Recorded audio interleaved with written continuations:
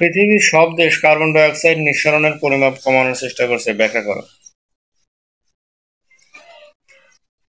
তো carbon die oxide সূর্য থেকে আসা তাপীয় বিকিরণকে ধরে রাখে। কার্বন ডাই অক্সাইড কি করে? সূর্য থেকে আসা তাপীয় বিকিরণকে ধরে রাখে, অর্থাৎ কার্বন ডাই অক্সাইড পৃথিবীর ক্ষেত্রে গ্রিন হাউসের ভূমিকা পালন করে, ফলে পৃথিবী উত্তপ্ত হচ্ছে।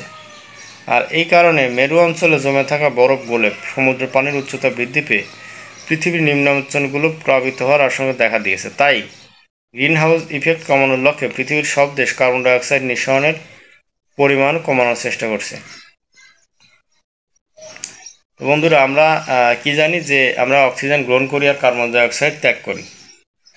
তো এই যে আমরা ত্যাগ করি কার্বন ডাই অক্সাইড, এই কার্বন ডাই অক্সাইড কী করে? সূর্য থেকে আসা তাপীয় বিকিরণকে ধরে রাখে। তো পৃথিবীতে আমরা জানি সূর্য পৃথিবীকে তাপ দেয়। এই যে তাপ, এই তাপটাকে কিন্তু ক্যাপচার করে রাখে, ধরে রাখে হলো কার্বন ডাই অক্সাইড। তো কার্বন ডাই অক্সাইড যত বেশি হবে, পৃথিবীর তাপ তত বেশি হবে, সূর্যের তাপ তত বেশি হবে। তো বেশি হওয়ার ফলে এই বিষয়টা কি করে? গ্রিন হাউসের মতো কাজ করে। সে এই কার্বন ডাই অক্সাইড বেশির কারণে পৃথিবীর গরম বেশি হয়।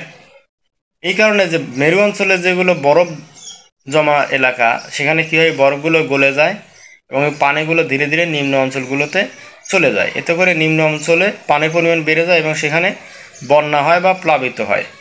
আর এই কারণে কি হয়েছে যে সারা বিশ্ব এখন এই কার্বন ডাই অক্সাইড কীভাবে কমানো যায় সেটাই চেষ্টা করছে। এই ছিল ভিডিওর মূল বিষয়।